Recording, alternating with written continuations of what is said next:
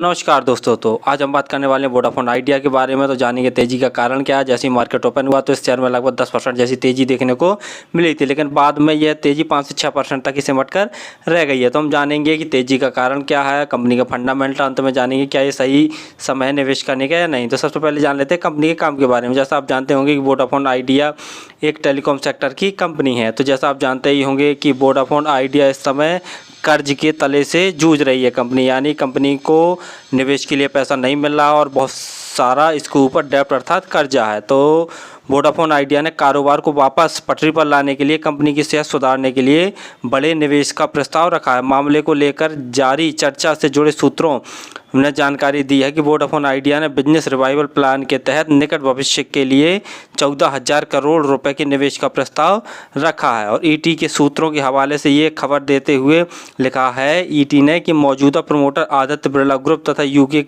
का Vodafone group PLC कुल रकम का आधा लगाएंगे। तो यह खबर आते ही इस शेयर ने काफ़ी अच्छा जंप देखने को मिला। प्रमोटर ने सितंबर 2021 में सरकार के द्वारा दिए गए टेलीकॉम रिवाइवल पैकेज के बाद से फ्रेश इक्विटी के रूप में 5,000 करोड़ रुपए पहले निवेश कर चुके हैं। सूत्रों के मुताबिक रिवाइवल प्लान के तहत प्रमोटर और 7,000 करोड़ रुपए जुटाने की कोशिश करेंगे। ये रकम या तो इक्विटी के जरिए या फिर निवेशकों से कन्वर्टिबल स्ट्रक्चर के जरिए जुटाएगी। वोडाफोन ग्रुप ने किसी भी खबर की पुष्टि नहीं की है, यह सिर्फ एक मार्केट से न्यूज है। इस चीज़ को भी आप याद रखिए।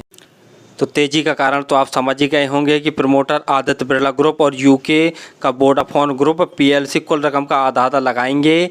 और जानते ही हैं कि कंपनी यह कर्ज से जूझ रही है, तो जिसके कारण इसको पैसे की ज़रूरत है। और आदित्य बिरला ग्रुप और वोडाफोन ग्रुप पीएलसी कुल रकम का आधा लगाएंगे। यह खबर आते ही इस शेयर ने काफ़ी अच्छा जंप देखने को मिला है। चलिए देख ले रहे हैं कंपनी के फंडामेंटल देखने से पहले आप हमारे चैनल को सब्सक्राइब जरूर कर लें, ताकि आपको शेयर मार्केट संबंधी जानकारी समय समय पर मिलती रहे। चलिए देख ले रहे हैं फंडामेंटल में देखते हैं कंपनी का मार्केट कैप 39,431 करोड़ का ही बचा। स्टॉक का पी शो नहीं कर रहा। कारण यही है कि कंपनी अभी भी लॉस ही जनरेट कर रही है। इंडस्ट्री का पी 45.2 है। आरओसी नेगेटिव में है, आरओई शो नहीं कर रहा है। और कंपनी के ऊपर कर्जा देखते हैं तो बहुत सारा कर्जा है।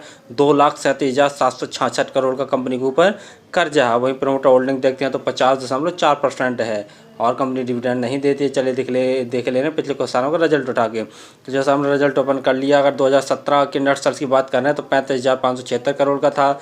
2018 में 28 करोड़ 279 करोड़ और 19 में देखा जाए तो 37,092 करोड़। मार्च 2020 में देखा जाए तो 44,958 करोड़। 21 में 41,952 करोड़। 22 में देखा जाए तो 38,516 करोड़ और 23 में देखा जाए तो 42,177 करोड़ का नेट सेल्स है। यानी नेट सेल्स में कुछ खास वृद्धि देखने को नहीं मिली है। अगर हम 2020 से उठा के देखते हैं, 2020, 21, 22, 23 लगभग देखा जाए तो एक पैरालाइज ही नेट सेल्स है। चलिए अब देख ले रहे हैं प्रॉफिट फॉर द पीरियड। तो जैसा यहाँ पर देख पा रहे होंगे कि नेट प्रॉफिट 2017 से देखा जाए तो कंपनी लगातार लॉस ही जनरेट कर रही है।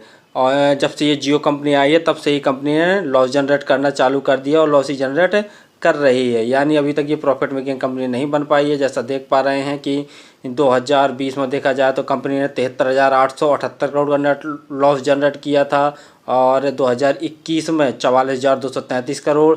मार्च 2022 में 28,245 करोड़ और मार्च 2023 तक देखा जाए तो 29,301 करोड़ का नेट लॉस कंपनी ने जनरेट किया। यानी देखा जाए तो थोड़ा थोड़ा लॉस भी अब कंपनी का कम हो रहा है। शेयर होल्डिंग पैटर्न में देखते हैं प्रमोटर की हिस्सेदारी 50.36% है। एफआईआई की हिस्सेदारी 2.28% है। वहीं म्यूचुअल फंड की हिस्सेदारी 0.41%। इंश्योरेंस कंपनी की हिस्सेदारी 0.12% है और डीआईए की हिस्सेदारी देखते हैं तो काफ़ी ज़्यादा है, 33.19%। हम जैसे रिटेल भाइयों की हिस्सेदारी देखते हैं तो 13.64% है। इन्वेस्टर में देखते हैं तो जो प्रमोटर्स हैं, प्रमोटर्स में अगर जून 2020 से देखा जाए तो 2020 से लेके दिसंबर 2022 तक देखा जाए तो लगभग 74 यानी 75% जैसी हिस्सेदारी थी। थोड़ी सी हिस्सेदारी बढ़ाई थी दिसंबर 2022 में और वहीं देखते मार्च 2023 में फिर से ने हिस्सेदारी काफ़ी घटा दी है। सिर्फ 50.36% जैसी हिस्सेदारी बचाई है। वहीं एफआईआई की हिस्सेदारी देखते हैं तो एफआईआई ने भी अपनी हिस्सेदारी घटाई है और डीआईआई ने देखते हैं डीआईआई ने भी अपनी हिस्सेदारी घटाई है। लेकिन गवर्नमेंट ने अपनी हिस्सेदारी बढ़ा ली है। बढ़ाने के पीछे कारण था, अगर गवर्नमेंट अपनी हिस्सेदारी नहीं बढ़ाती तो ये कंपनी वोडाफोन आइडिया डूब जाती। और पब्लिक होल्डिंग जैसा देख रहे हैं तो पब्लिक होल्डिंग स्वाभाविक सी बात है कम होगी अगर गवर्नमेंट हिस्सेदारी बढ़ाती है तो। जैसे ये खबर मार्केट में आई तो आज ही के दिन देखते हैं 5% से ज़्यादा इस शेयर ने उछाल मार दिया। तो आज के दिन देखते हैं तो 8 रुपये 10 पैसे 15 पैसे जैसा भाव शो कर रहा है। और हाई देखते हैं तो हाई लगभग इसने 2022 में लगभग 16 रुपये के आसपास हाई मारा था, यानी हाई से देखा जाए तो लगभग 50% डिस्काउंट पर अभी भी ये शेयर चल रहा है। फंडामेंटल कंपनी के तो कुछ खास नहीं है। ROE देखते हैं तो नेगेटिव में है कंपनी और साल दर साल लॉस ही जनरेट कर रही है। और काफ़ी देखा जाए तो कंपनी के ऊपर कर्जा बहुत ज़्यादा है। कर्जे के साथ साथ में देखा जाए तो कंपनी के प्रमोटर ने भी अपनी हिस्सेदारी काफ़ी घटा दी है, 75 से लगभग 50% जैसी हिस्सेदारी बचाई है।